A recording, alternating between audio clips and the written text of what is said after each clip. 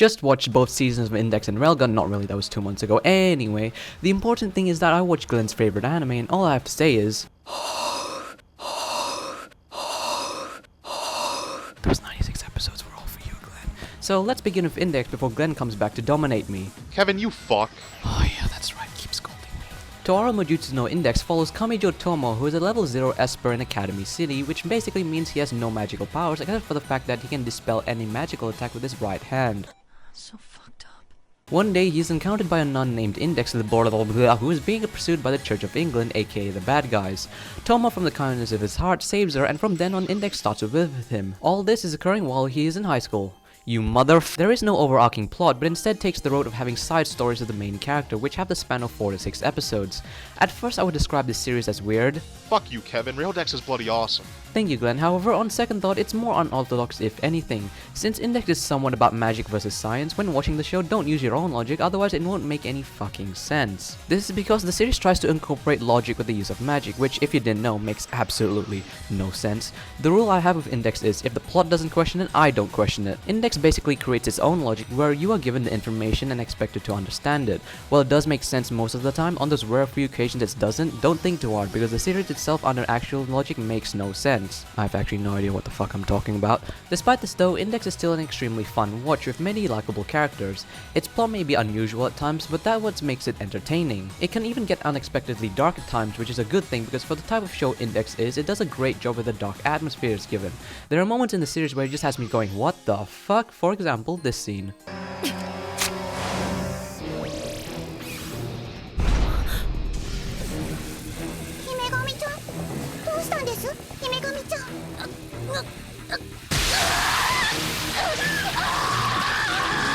Now, an issue I have with Index is the types of arcs it has. There are 3 main arcs of the series. There's the Index arcs, the Railgun arcs, and the Raildex arcs. The problem lies with the Index arcs, which revolve around a group of churches either trying to capture or help Index. The problem I have with these arcs is that they are so predictable and follow the formula of Tomo meets villain, villain has an evil plan, Tomo stops villain because no one can see Tomo coming with his right hand.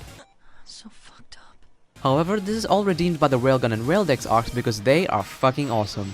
Both arcs take a much darker tone, especially the Railgun arcs, which has Accelerator and Sunsun Misaka, aka Glen's waifu. And here's some clips just for you, Glen.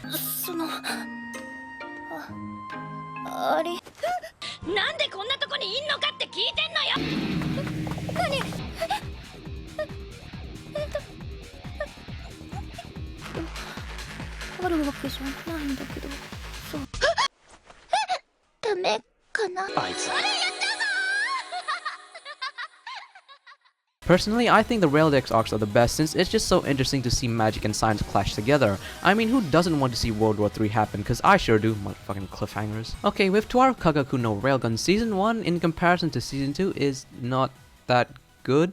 Glen? No, what are you?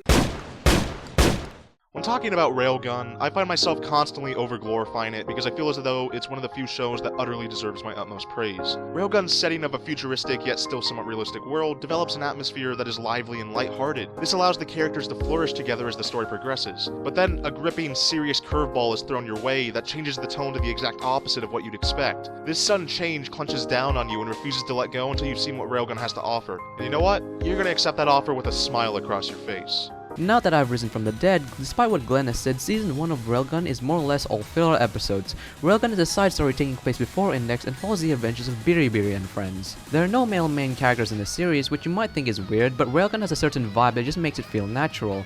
As I said before, Railgun Season 1 is more or less all filler. There are episodes where they go to the beach just to have fun. Granted, they were amazing episodes, as you can clearly tell. Oh yes, Aten-san. Nothing actually happens story or character-wise. Season 1 of Railgun is mostly about a friendship between 4 girls. It can be basically summed up as a very light-hearted shonen. So if you want to skip it, go ahead, cause you won't miss much. Actually, don't skip it, Glen might stab me. Although one reason why you should watch it is...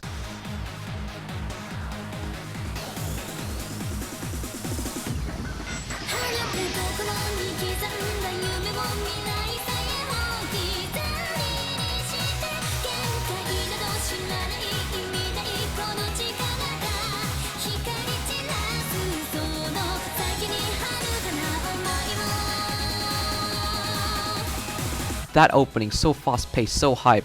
Even if you don't watch Railgun, at least check out the opening, it's so great. Now, Railgun S on the other hand, is pretty fucking awesome, not gonna lie.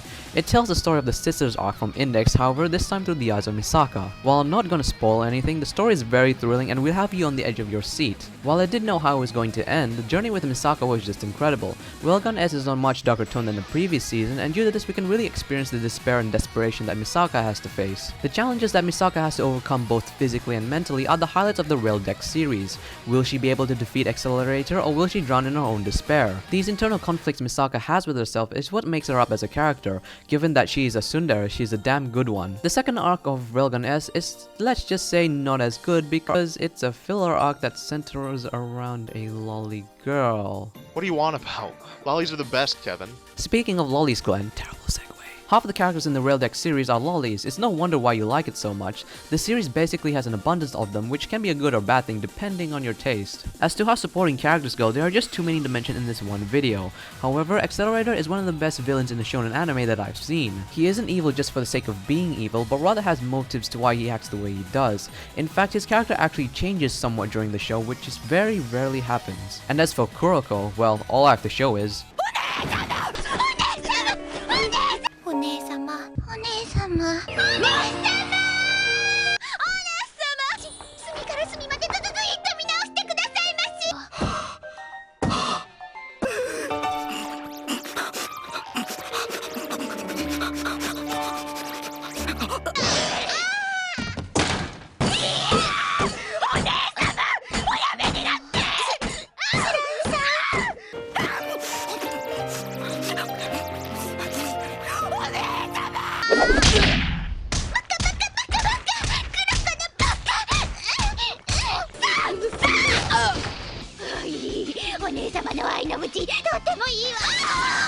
So, should you watch Index and Railgun?